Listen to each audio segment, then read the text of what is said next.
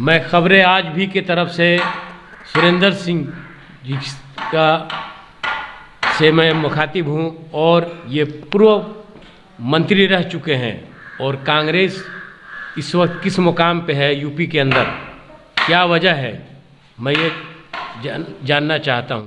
आपकी पार्टी का क्या अहम रोल रहा है आप जानते हैं, और जो लोग देशभक्ति का नारा लगा रहे हैं और अपने आप को कह रहे हैं कि हम ही असली देशभक्त हैं, आप क्या कहना चाहते हैं? देखिए, जो आज़ादी की लड़ाई हुई, महात्मा राष्ट्रपिता महात्मा गांधी, पंडित जवाहरलाल नेहरू, चेहरा उधर कर लीजिए आप, सरदार वल्लभ भाई पटेल, मौलाना अब्दुल कलाम आज़ाद, अन्य तमाम, सुभाष चंद्र बोस, ऐसी तमाम स्वतंत्रता संग्रामों के बीच, सेनानियों के बीच लड़ाई हुई। उस समय कांग्रेस ने इसको लीड दिया और उसकी वजह से देश आज आज़ाद हुआ। कांग्रेस के अंदर नरम गरम दल चलते रहे हैं, इसमें कोई दो राय नहीं है। लेकिन आज जो ये लोग कह रहे हैं कि हम राष्ट्रवाद, इनका इसलिए कि आज़ादी की लड़ाई के दिनों में इनका कोई इतिहास नहीं है, इनका कोई नेता जेल नहीं गया है, इसलिए उस इतिहास को कोई रिकॉर्ड नहीं है, इनका कोई रिकॉर्ड नहीं है मेरे जो जितना संज्ञान में है।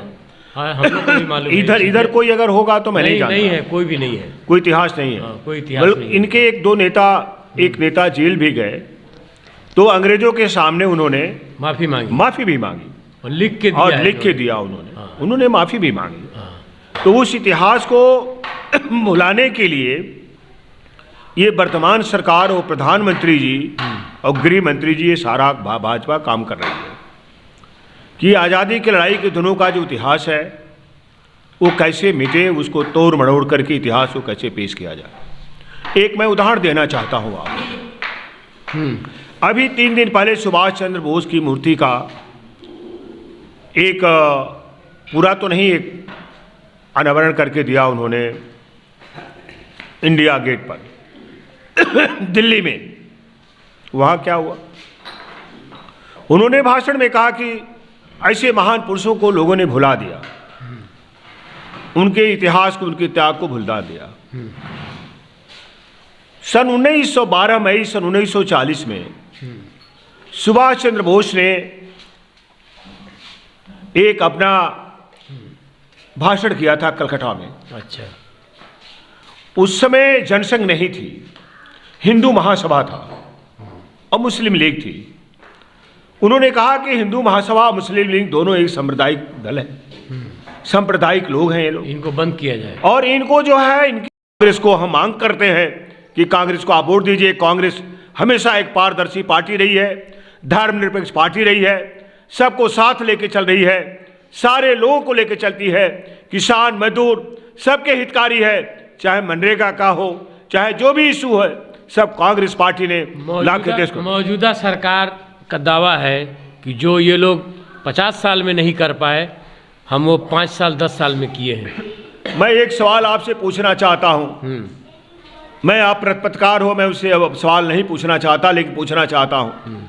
आप ये बता दो, 5 साल गाजीपुर जिला है, गाजीपुर जिले में, चाहे बलिया जिले में, चाहे मऊ जिले में, एक भी कोई काम भारतीय जनता पार्टी कर दिखा हो तो बता दो आप, एक भी कोई काम।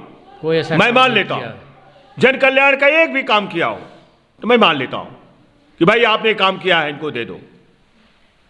ये इनका कोई अगर ऐसा काम हो तो आप इनका देख लो, कोई काम हो तो आप बात करो। इनका तो कोई काम ही नहीं है ना। एक्सप्रेसवे भी सिर्फ इनका 6 लाइन एक्सप्रेसवे की बात करता हूँ, पूर्वांचल एक्सप्रेसवे की, तो इनकी भी देन नहीं है ये।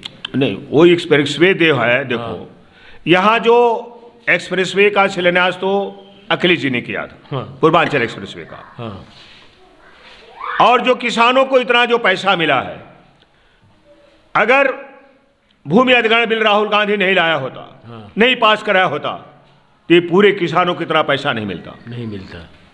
ये कहाँ की है काम? आज लोग माला माल हो गए। आज आप देख रहे हैं कितना क्या हुआ। आप अपने तरफ गांव देखिए, आप जितने आपके क्षेत्र में जो मोहम्मदाबाद तहसील के गांव कासवाबाद तहसील के गांव, गाजीपुर तहसील के गांव, आजमगढ़, नहीं जहां भी जहां हुआ तक गया है पूरे ये। प्रदेश में हाँ। आज कितना हुआ, आज वो उनकी देन है जो इसकी वजह से इतना पैसा लोगों को मिला है। राहुल गांधी ने भूमि अधिग्रहण बिल पास कराया, उसकी वजह से हुआ है। मैं कहना चाहता हूं आपसे। मैं खबरें आज भी की तरफ से सुरेंद्र जी का धन्यवाद करता हूं।